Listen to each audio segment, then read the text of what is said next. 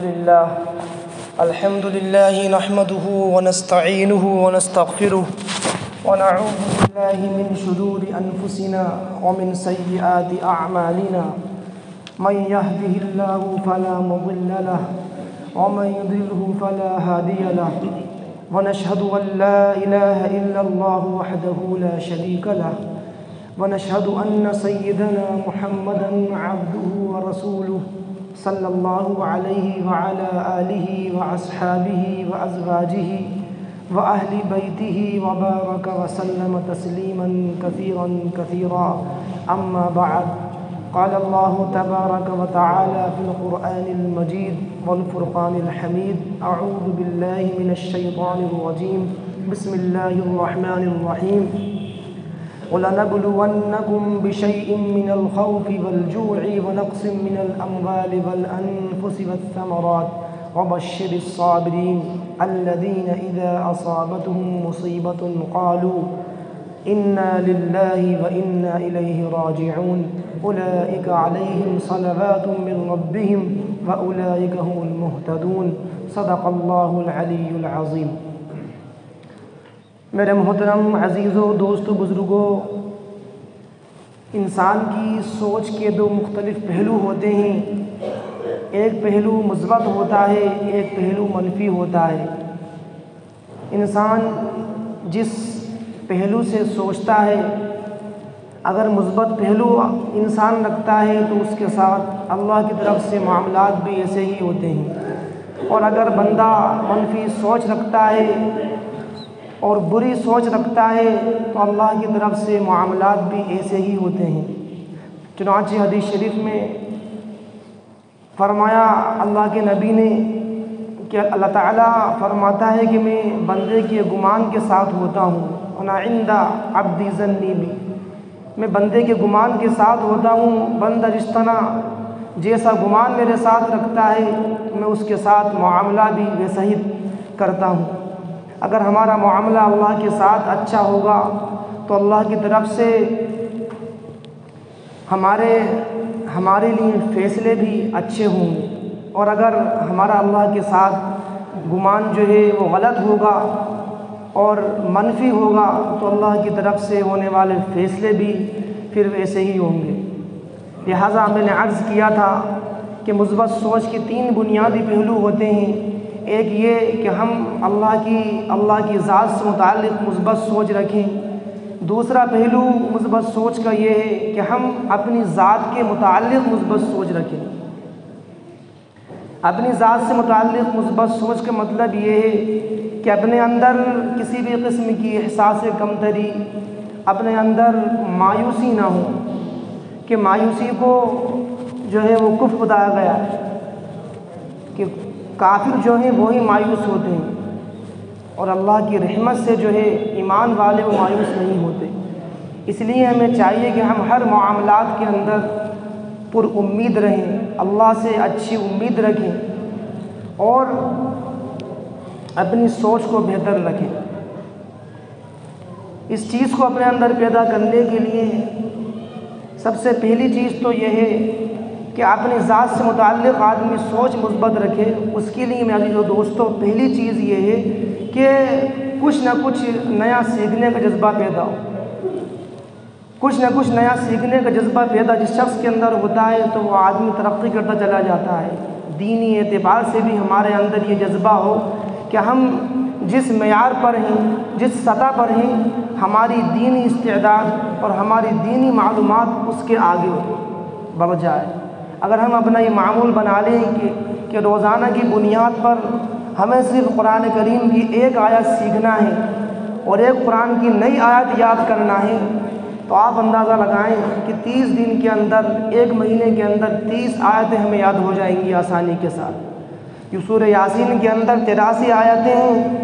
2 مہینے کے اندر، 2.5 مہینے کے اندر ہمیں سورہ یاسین حفظ یاد ہو جائے گی۔ ایسے ہی روزانہ کی بنیاد پر اگر ہم کچھ نیا سوچنے کی، نیا سیکھنے کی کوشش کریں گے تو یہ چیز ہمارے لیے ترقی کا ذریعہ بنے گی۔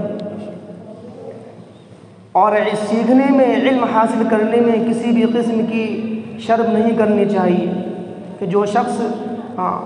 علم کے حصول میں اور نئی چیز سیکھنے میں شرم محسوس کرتا ہے تو وہ محروم ہوتا ہے۔ چنانچہ حدیث شریف میں آتا ہے کہ آپ علیہ السلام نے فرمایا کہ جو علم سیکھنے میں شرم محسوس کرے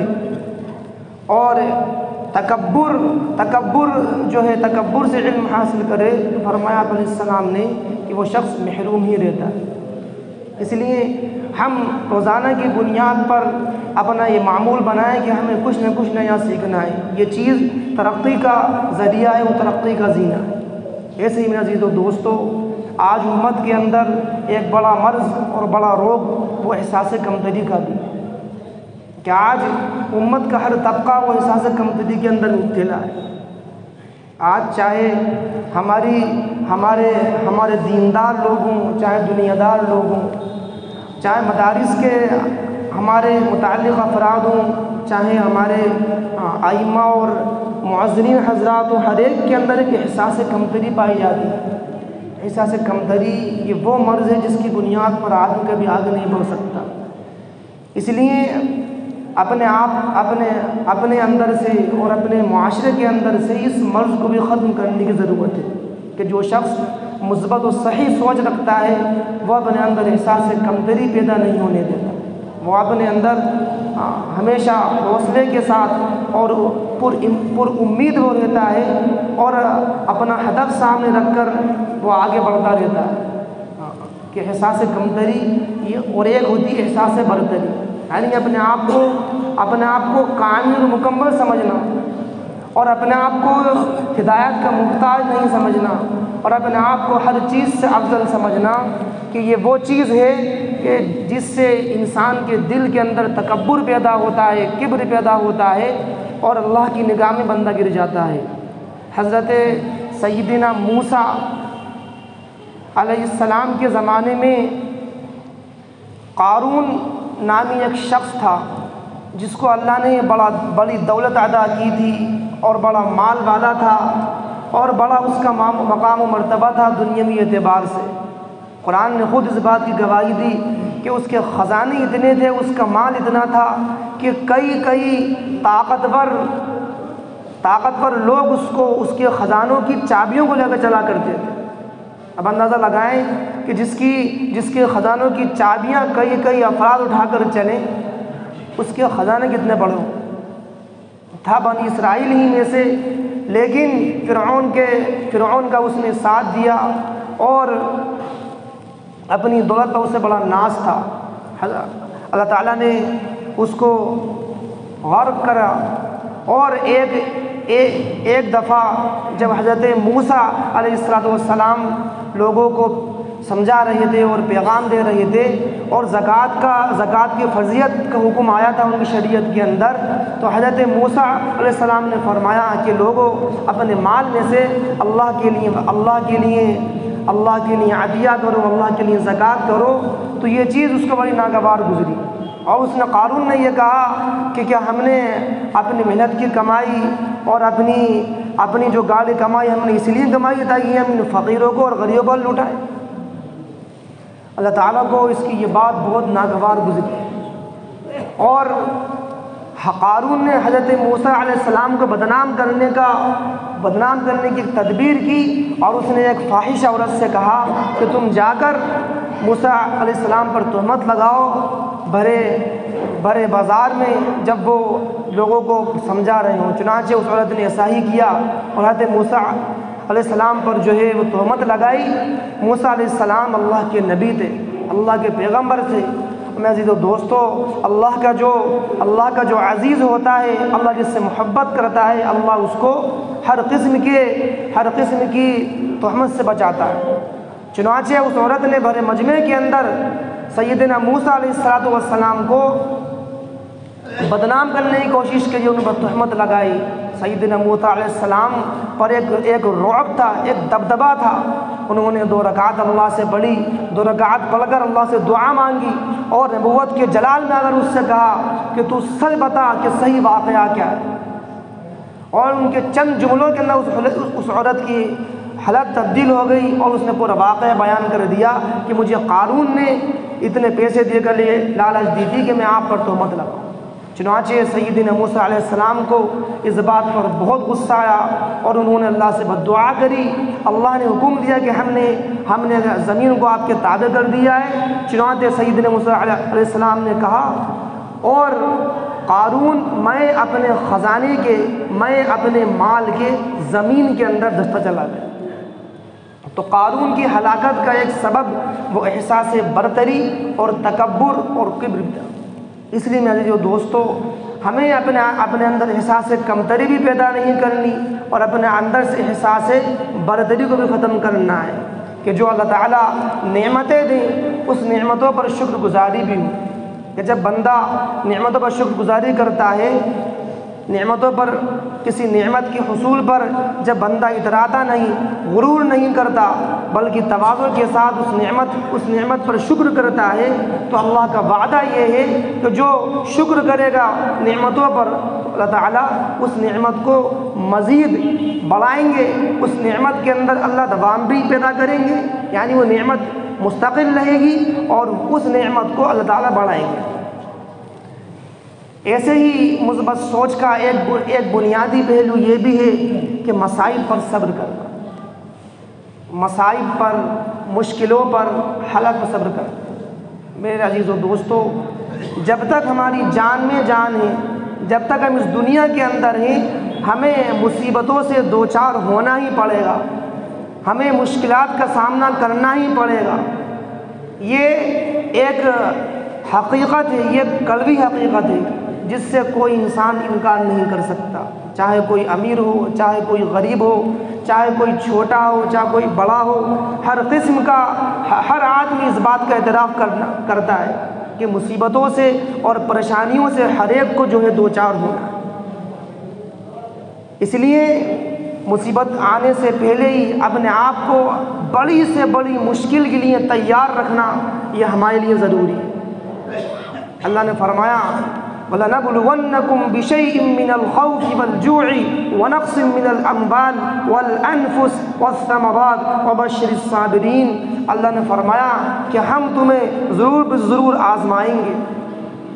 کبھی خوف سے، کبھی بھوک سے، کبھی مال میں، اولاد میں کمی کر کے۔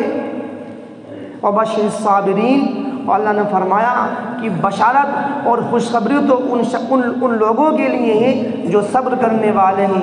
جو مصائب پر صبر کرتے ہیں، جو مشکلات پر شکایت نہیں کرتے، بلکہ اللہ کی ہر قضا اور تقدیر پر وہ راضی رہتے ہیں، اور اللہ جو بھی ان پر حالات ڈالتا ہے، چاہے ان پر حالات تنگ دستی کے ہوں، چاہے ان پر حالات خوشحالی کے ہوں، چاہے وہ تکلیف کے اندر ہوں، چاہے وہ خوشی کے اندر ہوں، اللہ نے فرمایا کہ وہ لوگ ان حالات پر صبر کرتے ہیں۔ الذين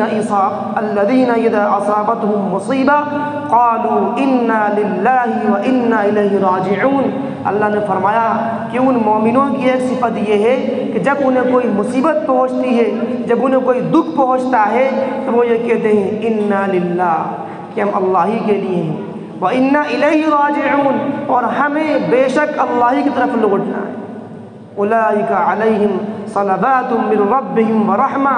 اللہ فرماتا ہے کہ یہی وہ لوگ ہیں جن پر ہماری خصوصی عنایتیں ہیں، جن کے ساتھ ہماری خصوصی رحمتیں ہیں۔ وَأُولَئِكَ هُمُ الْمُهْتَدُونَ، اور یہی وہ لوگ ہیں جو ہدایت یافتہ ہیں، جو ہدایت کے اوپر ہیں۔